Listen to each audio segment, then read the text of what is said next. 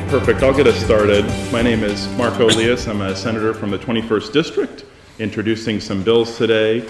I'm joined by a great group of folks to chat about the issues of student debt.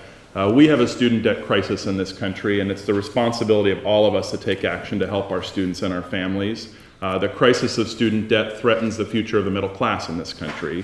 We know that the high costs of student loans and interest are a barrier to students even considering college, the fear of racking up this indebtedness. We know that for graduates, it cripples their spending power, their ability to join the economy.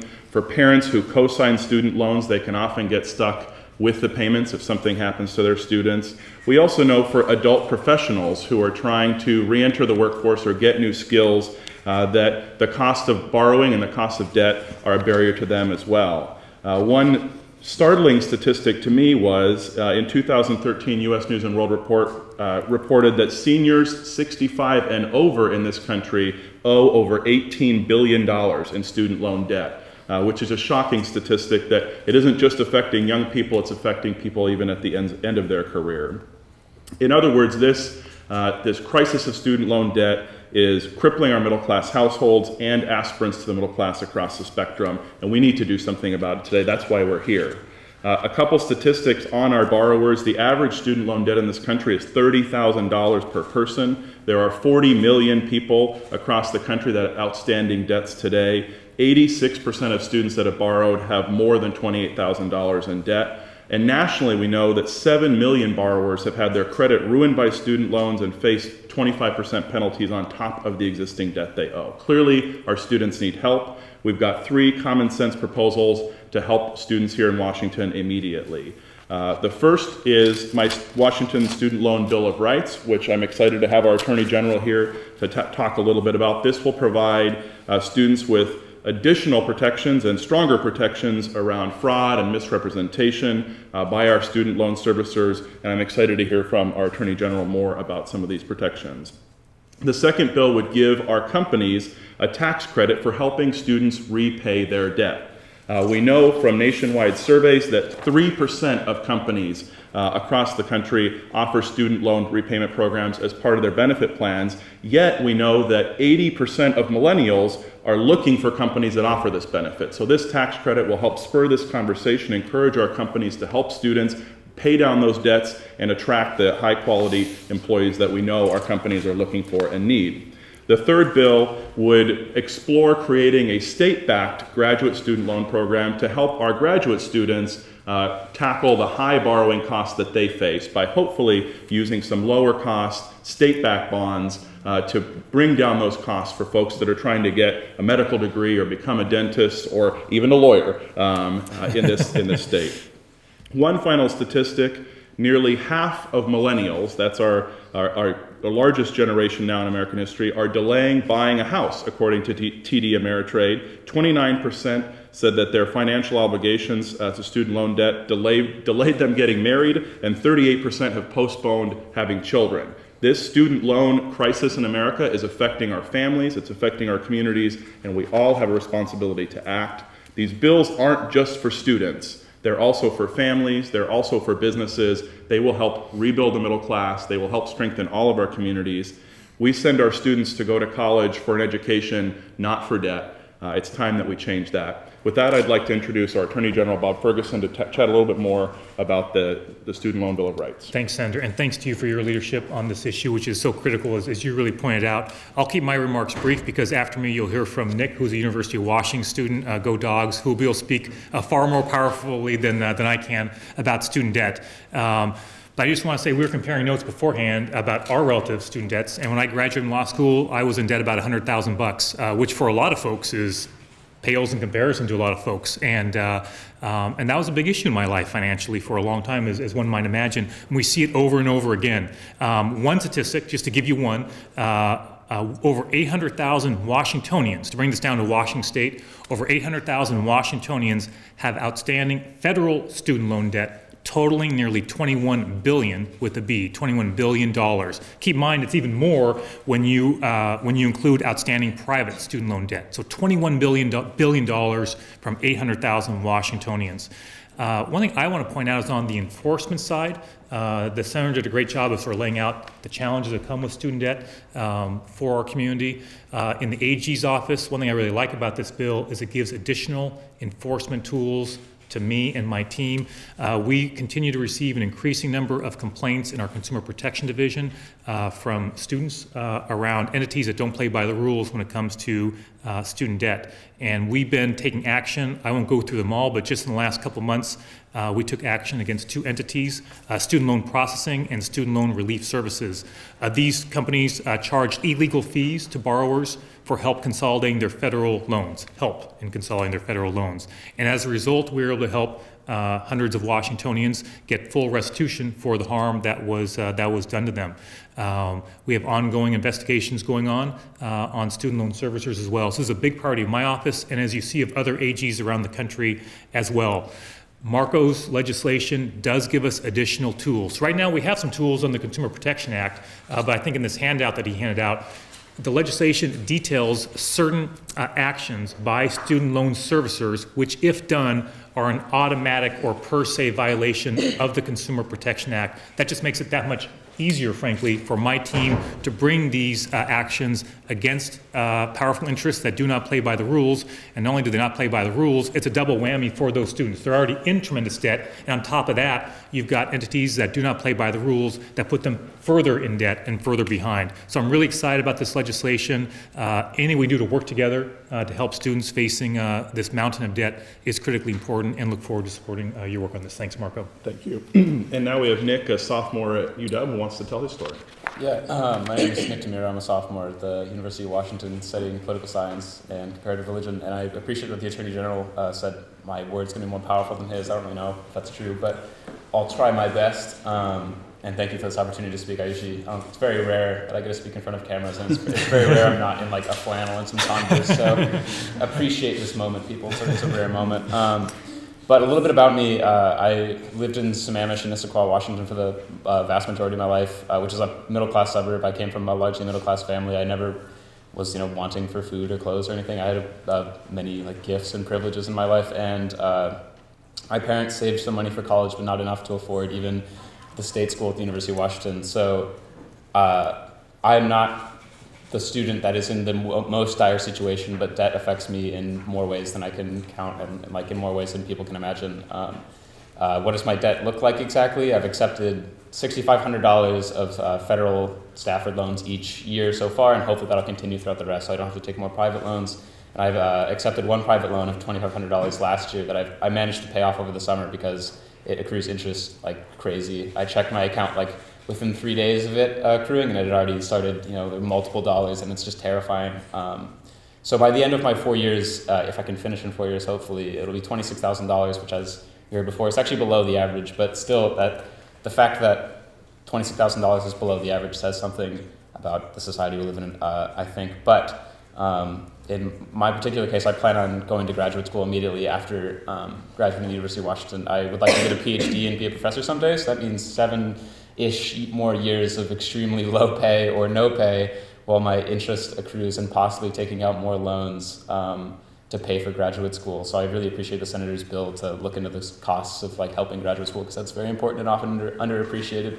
But basically, debt is just a limiting factor in my life. Even though I don't have a massive amount of it, it limits pretty much everything that I have done in relation to college, and will limit everything that I will do in relation to college. It limited where I chose to go to school. It's going to limit where I choose to go to grad school. It limits where I choose to live. You can ask some of my friends at the back of my apartment. It's not the best. I moved out of the dorm specifically looking for a cheaper area to live, and it's just every decision I make is based on what will cost the least, and that is extremely stressful and disheartening to hear when, from the age of 16, you've been told all your life in America you can do whatever you want if you can get an education, but you immediately tempered that when as soon as you hit an age you gotta pay for everything. And coming from if you may have heard what I'm studying, political science and comparative religion, is not the most hireable of degrees, and that's terrifying. I've considered multiple times that I don't know if I can do what I love to do with my life, because I can't afford to do it, and I can't like I won't be able to have the opportunity. Like I need to make money immediately coming out of college because I'll have all of this debt and because the interest will be continuing accruing, but I can't do that. You know, I want to go to grad school, I want to teach other people about what I love, and it's not good that there's all of these things pushing all the time, like you can't do what you want to do. And that's, again, even for me, as a student who's not in the most dire situation, this is extremely stressful, and it's rough.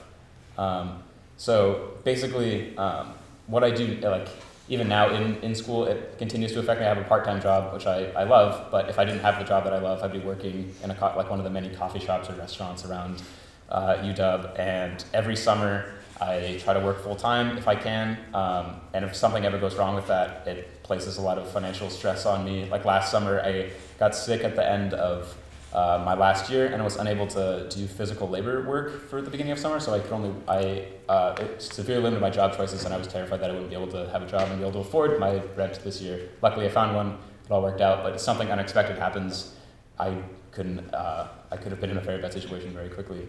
Like we always tell at UW, we have the slogan, like, be boundless, which is a nice, wonderful slogan that we have, but they really push the college experience, like you need to go study abroad, you need to get internships, and you do all these things outside of the school, but when you can't afford to go to school, like normally you can't do that. Like we need to work, our priorities are on work, they're on finding ways to make things cheaper. We're not really focused on getting the whole college experience for no other reason than the fact that our parents didn't make enough money, which isn't exactly fair. I would just like to end by saying I'm not asking for sympathy. I'm very happy with my life and I love going to school and all that, but I just want to portray the reality that myself and many of my peers live in. Every day we deal with financial decisions that it's terrifying that a teenager should be making these decisions, and that we have to deal with this contradicting message of society saying you can do whatever you want, and then being confronted with the harsh reality that you can't. And that's very hard for an idealist 16-year-old me to come to terms with. But I'm proud to live in a state where we are taking these issues so seriously, and that incremental change is being made consistently, because that's the only way to fix things.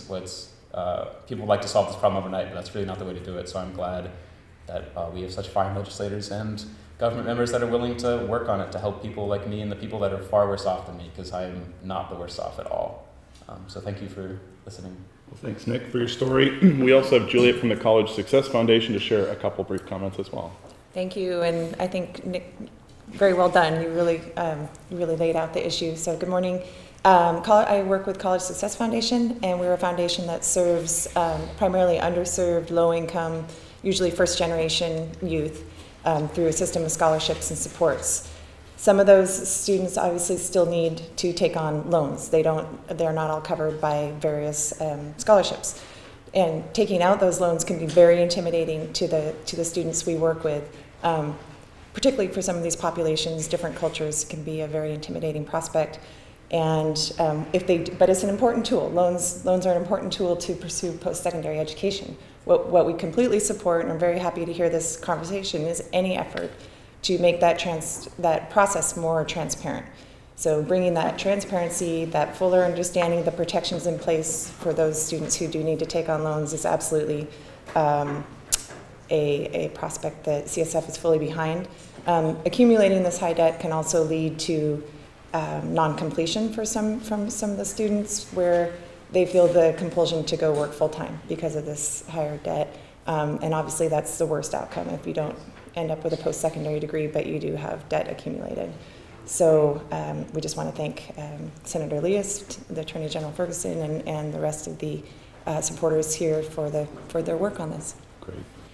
And Senate Democrats are committed to taking action on student loan issues this year. We also are joined by this with our colleagues in the House. Our House Democratic Caucus has been spending a lot of time studying this issue as well, and I wanted to invite Representative Tina Orwald to just give us an update on where House Democrats are fighting with us and what issues you guys are working on as well. Yeah, well, thank you for having me today, and I want to thank the leadership of Senator Liias and our Attorney General and for the voices, and for Nick here today. You know, this is a crisis, and, you know, it affects all the families throughout Washington State. I always work with social work interns every year in Olympia, and And one of my interns, just getting done with her undergraduate, had $60,000 worth of debt, let alone what she was going to experience. And it's just daunting. And we all know this is debt that lasts a lifetime. You cannot get rid of this debt. And so I really think the steps the Senate is doing, and Attorney General, are very important first steps in really building in more protections. One of the things that we often hear is about the struggles of the students and the families after they're in the workplace and how they manage the debt and some of the accumulated interest that Nick mentioned.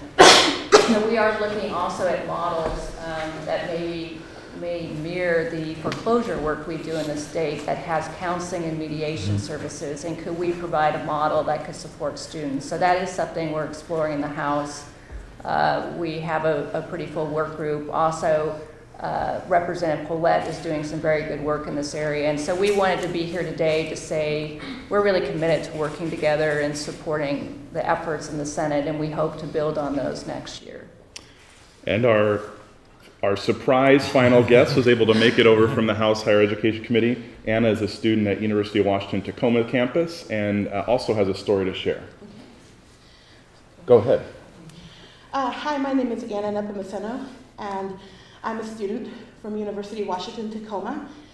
But I'm here to speak about my husband's student debt.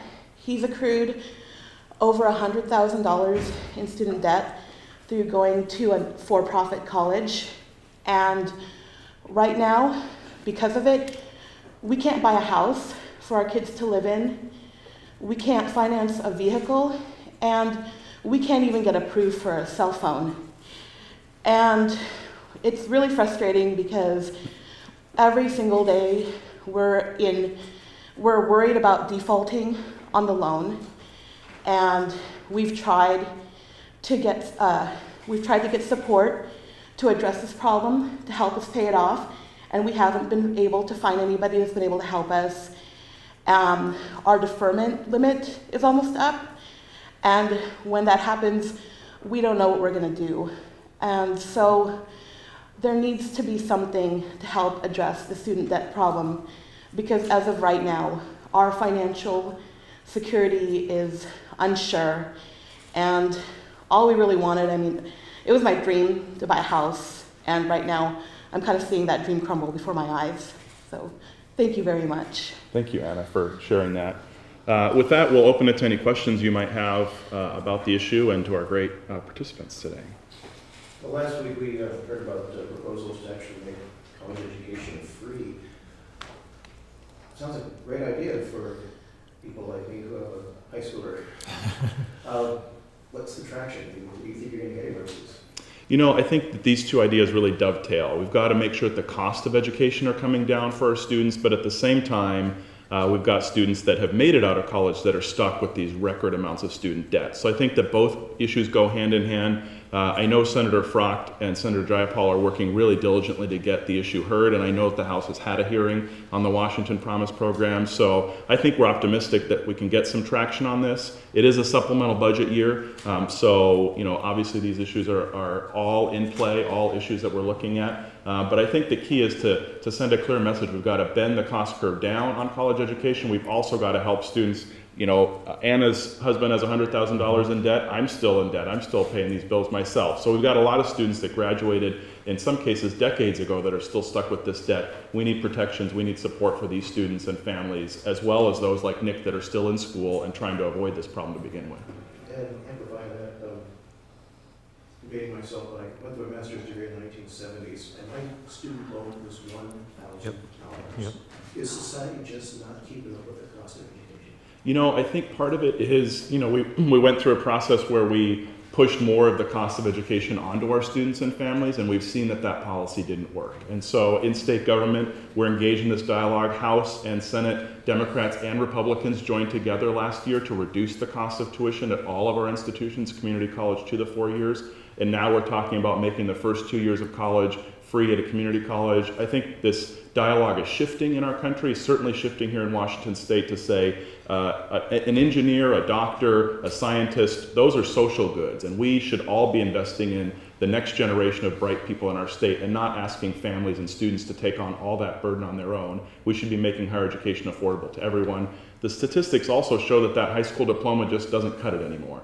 Students need some kind of post-high school education. We've got to make that affordable for people. Other questions? You did say that it was a state-backed bill, or at least one of them was. Can you explain that? How much? Where are you looking to get the money? Yeah, the bill really does the sort of first steps of a feasibility study of a state-backed graduate student loan program. We believe that the costs of borrowing for state government are lower than the costs of providing graduate student loans in the private market, and that's something we want to explore, is that intersection. That's not going to be a radical savings, but every percentage point or two that we can trim off the cost of student loans for our graduate students would mean fewer dollars out of their pockets and more money that they can invest in buying a home or buying that first car.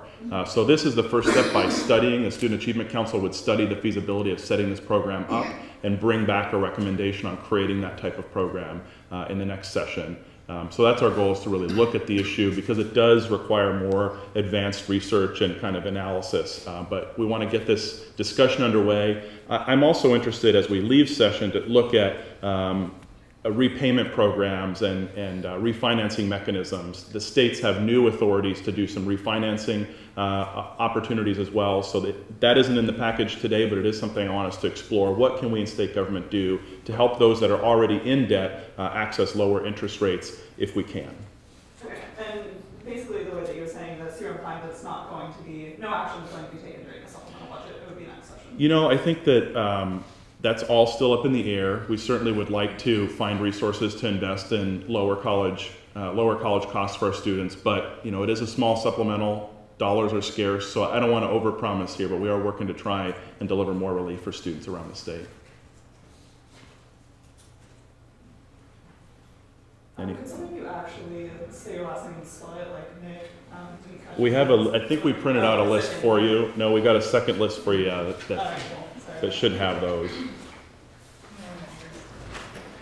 And I don't know if Representative Arwal is on the list, but she's easy to track down, and it's ORWAL. So. Any other questions? Are these bills going to be introduced soon? Or? They've been introduced, I think, Thursday or Friday last week, and we're working to get a hearing in the Senate Higher Education Committee and make progress on them. So you guys only have to them this week, too? Yeah, we do. So we're working diligently to move these issues forward. Excellent. Well, thank you for joining us. Thanks to Anna and to Nick for telling their stories, and we're excited to make progress on this issue. Thanks a lot. Good job. Thank you. Yeah, great job. Good. Appreciate it.